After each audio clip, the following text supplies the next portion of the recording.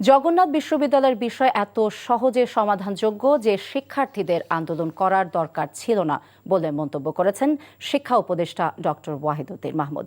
কেরানীগঞ্জে একটি নতুন ক্যাম্পাসের অনুমোদন একনিকে নেয়া, সেটা শিক্ষার্থীরা জানে না বলে জানান তিনি।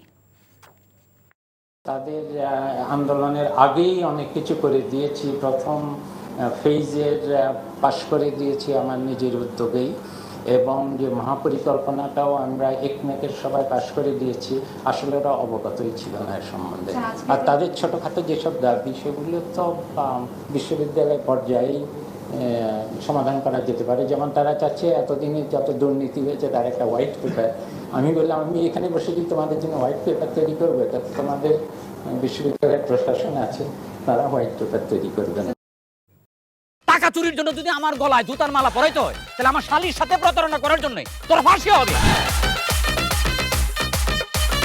দুলা ভাই, আপনার তো ঘর জামাই বইলা একটা পরিচয় আছে, আমার তো তাও নাই।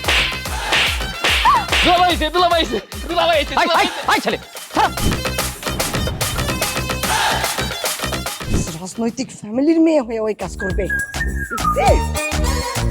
যারে পাবো হারে পিটামু, রক্তের নেশায় ধরতে, রক্তের নেশায়, কাঁচা রক্তের নেশায় ধরতে। তোমার এই পলিটিক্স আমার বাম পকেটে থাকে। বাতুদের বউরে ঝামেলা পাকাই। এই বেটা, আমি তখন বিয়ে করিনি। দুইটার আমি গুলি করে মারু। মাসুদরা কোনোদিন ভালো হয় না।